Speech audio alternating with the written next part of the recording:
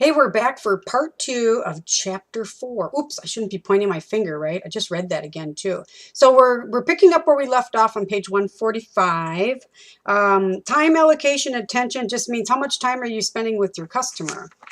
Uh, it's can be a very tight balance, right? So for example, let's say you're in part of a wait staff, right? There's guidelines on how much time we can spend at a table because you have 10 other tables, right? Now, whether management has done their job and helped you learn how to manage that time, or informally in a smaller business, you've just kind of figured it out or you're winging it, how much time you spend with somebody means a lot.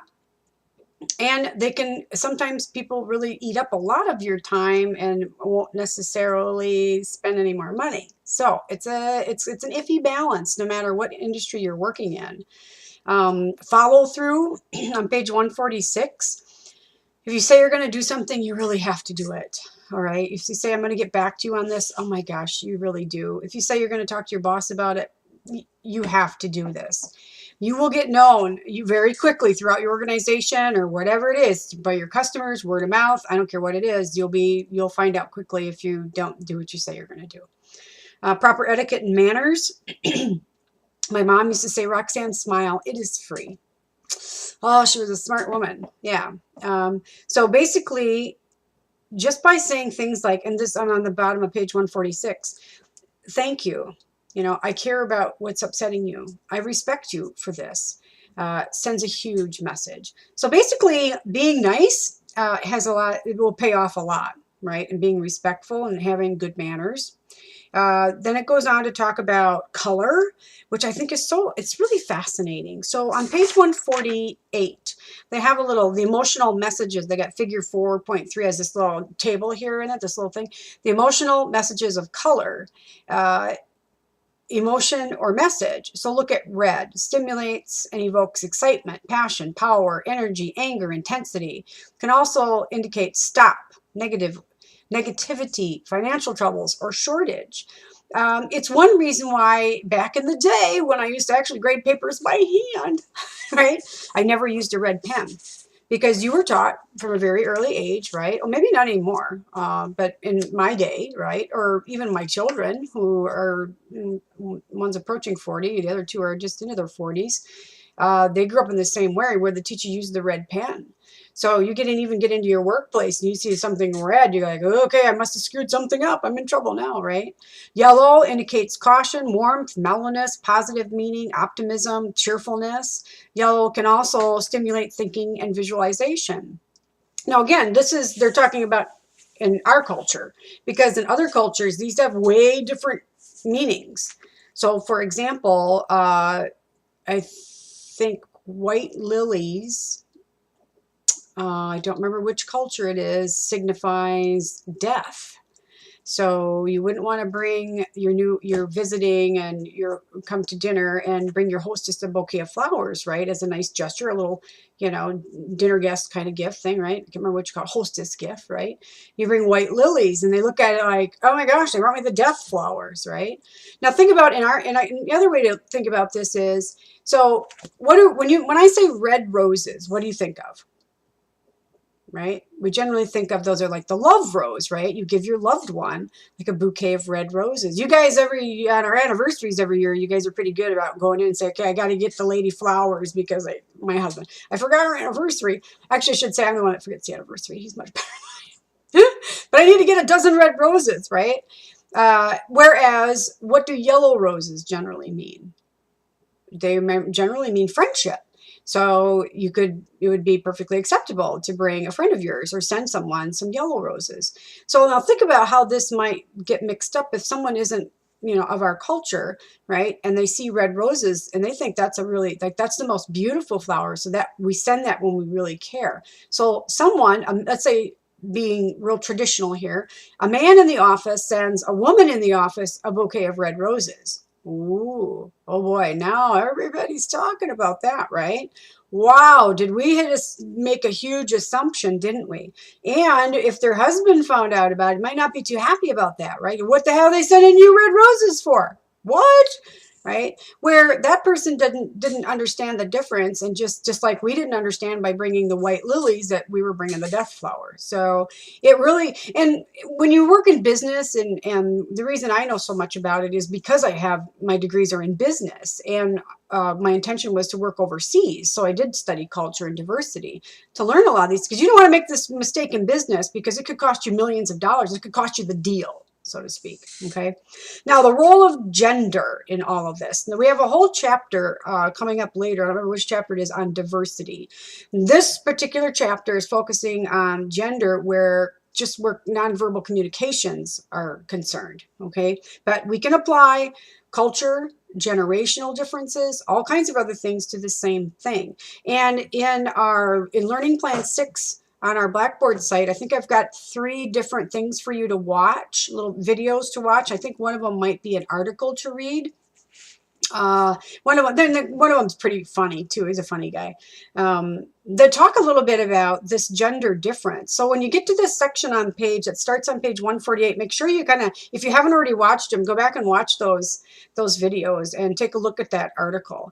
But the bottom line, look on page 149 here. The lessons learned early in life usually carry over into the workplace and affect customer interactions. If you fail to recognize the differences between the sexes and the gender roles assigned to them in any given culture, and do not develop the skills necessary to interact with both men and women, you could experience some breakdowns in communication and ultimately the customer-provider relationship. So this might really cause a problem, and this is where, and as we move forward in the chapters, when we talk about breakdowns and customer behavior, this might be the cause of some of that, and not understanding the differences. Now, again, this is all being generalized, right?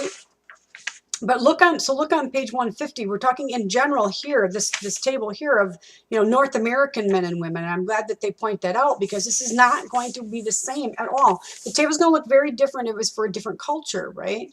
So they just break it down by the body language between females and males, the vocal differences, the facial differences, behavior and environmental differences, even the vocal differences, speaking at a faster rate. In general, us women will speak at a faster rate than men. So if my husband grunts, he's older, he's 62. If my husband grunts, that's like, wow, we just had a huge conversation, right? I love to tease him about that. And he gets it, right? Because sometimes he's quite a chatty Cathy, I'm telling you. Now, again, generalizations. I can be very, very direct in the workplace. Yes and no answer, which isn't typical for women, right? And I also know men, like I said, that can be pretty much chatty Cathys like the rest of us, right?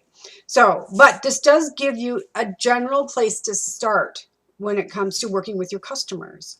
151, the impact of culture on nonverbal communication. We've already talked a little bit about this, so just read about this here, what they're talking about as the impact of culture. Negative nonverbal behaviors on page 152. You need to be paying attention to this for your project. This will help you with the project on page 152. These are things that you need your trusted partner to help you with.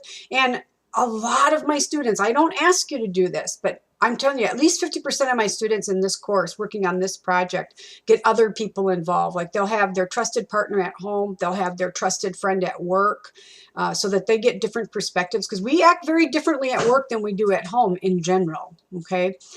What they're looking for is, do I do any of these things? Here they note, like scratching, pulling your ear, playing with your hair. And when you guys do presentations in any class, I mean, you don't do many with me, but in any class throughout your education, use this as an opportunity to learn about these things. So anytime you are up in front of your class or have to give a presentation, whatever it is, ask a trusted friend in the class or your instructor to say, please jot down notes of all the negative things that I do. Do I have too many filler words? Do I say because you don't know you do it. You don't know that, I said 99 times in the course of 3 minutes. You just won't know you do it. You get nervous too, right? But they also can tell you that, you fiddled with something, like you fiddled with something the entire time you gave your presentation, because we're nervous. So have these people look for these and explain them, what you're looking for. To just find out any quirky habits that I have that I don't know I do. Unprofessional handshake. Exercise 7 in our agenda talks about the handshake, this whole business here on page 152 to 153, right? So I'm not going to go over too much of it here because I want you, and then to throw a challenge down. I threw the gauntlet down and gave you a little challenge where that handshaking is concerned.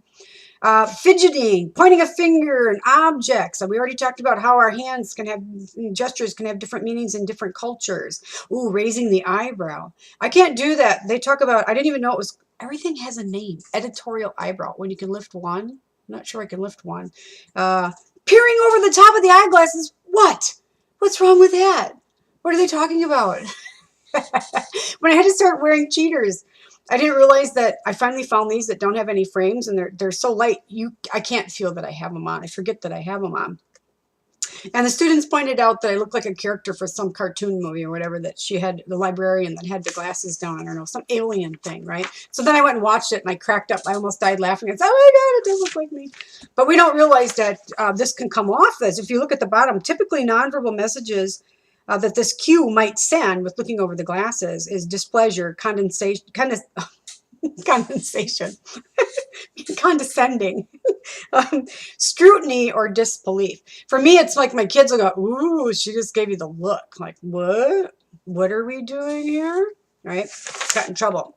Crossing the arms, putting hands on hips, holding hands near your mouth. Now, these can send mixed messages. I know a lot of women that are doing this. It has nothing to do with what you might think it is, because half of us are cold all the time, right? Not me, but I don't know, say to someone, are you okay? Gosh, you're all, yeah, I'm freezing. Whereas, you know, we say that you're trying to put a barrier between someone or you're not listening. Now, the rest of it goes like this. Now, if I have crossed my hands and I say like this, then you know the difference. And when I got my hands crossed and I'm just sitting like this, maybe, right? We're guessing. So strategies for improving nonverbal communication, again, project related. So page 154 moving forward, make sure you look at this for your project. They have 4 different strategies. Seek out nonverbal cues, confirm your perceptions, seek clarifying feedback, and then analyzing your interpretations of the nonverbal cues. So ask your trusted partner to help with this as well. So seek out nonverbal cues. They give you some tips here, some bullet points on 155. You know, watch the behavior of others, right? Be aware that you might be viewing these things through your own lens, right? Your own filters or biases. And then look at clusters of nonverbal communication and then the language that goes with them. Confirming your perceptions, perception checking, they call it here on page 155. And they define it as the process of clarifying a nonverbal cue that was received by stating what behavior was observed. Giving 1 or 2 possible interpretations, then asking the message sender for clarification. So they give us a little example here. They say, you know, you could say to someone, well, you seemed astonished by what I just said. I'm not sure whether you were surprised or whether I was unclear about my explanation. So what questions do you have? I learned this as being a boss. I was always a trainer, always, no matter what. Whether I had an official title or not, I seemed to be the one that trained all new employees. And then when I moved up into management areas, and then as a teacher, oh my gosh, you know, I learned to do this all the time, because when I'm training someone, I can almost immediately tell they're not getting something, but I don't know why they're not getting it. We cannot make the assumption they don't get it because they don't understand it or they're not smart enough. That may have nothing to do with it. You will not know if you don't ask. You can say, well, listen, you know, I'm just kind of curious, just by your body language and what you just said or what you just did. I want to make sure we're on the same page. Can you please tell me, you know, how you understand how this works, right? And if they reiterate it back to you 100%, right? Because sometimes, you know, it's pretty easy for us to be a parrot, right, and just stay back what is. Then you have to ask another question. Okay, I see that, you know, verbally you understand what it is. Is there any way that, or can you tell me another way in how we might use this? Now that is applying it to another situation, right? That means they have to then think on their own, and that is a way for you to know if there's something not going on or something that they don't really understand. Now again, I'll go back to IT. This is important if you end up working in the IT area. Let's say you're a customer sales rep, right? And you're working with a company where if they buy your software package, it'll make your company $1.5 million, right? That's the cost of the package without the whole maintenance thing that can go with it, right? We can tack another 50 grand or so on for that. And you're going to throw all that smarty pants stuff out there because you know your thing, right? And they're sitting back and they're doing this and doing this. And pretty soon it feels like, oh man, they just left the room, right? But they physically haven't. You say, well, wait a minute, let's back up a little bit. I feel like I'm maybe, just talking, IT talk. And, let's sit down and see what you understand from this. You need to learn how to do that.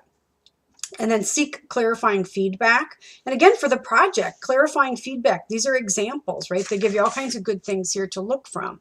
They said, for example, on page 156, they say, to determine what behaviors led to the team's reaction, you might ask yourself I'll back up a little bit, right? So look on bottom of page 155. This is one of the examples.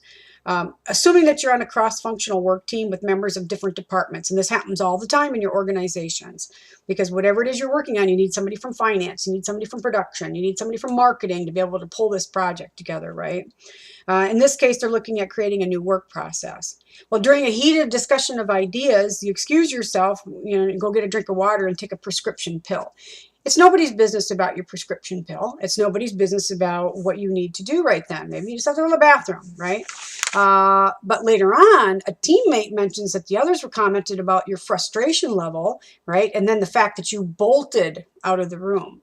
So you have to think that, say, wow, really? And ask that question, what did I do that made people perceive me that I was upset and I bolted from the room? Well, if it was me, it's probably because I had to pee so bad I did bolt from the room, and I will just tell people that. Sorry, I ran from the room because I had to pee so bad. Now, maybe it's something else that's totally different, like the prescription pill, which is none of their business. But whatever your body language, whatever happened, that's how it was perceived. Perception is reality, right? So that's what you need to ask your trusted partner about for the project. How do I come across sometimes? And then analyzing your interpretations of nonverbal cues. So you can read through that. That's pretty straightforward. Now, moving on to bottom of page 156, the customer-focused behavior. Oh my gosh, look at that figure 4.5 on page 157. Look at all the cool things that can happen if you're just nice. My mom was right. It's free and it's so effective. Can't you just be nice? So they're looking at, it enhances your image. Employee customer communication improves. Word of mouth advertising increases. Employee morale and esteem increases. Complaints go down. Financial losses, they go down. And customer loyalty goes up just by being nice. It's amazing. It's free. I love free. It's my favorite 4-letter word. Standing up and greeting people if it's appropriate.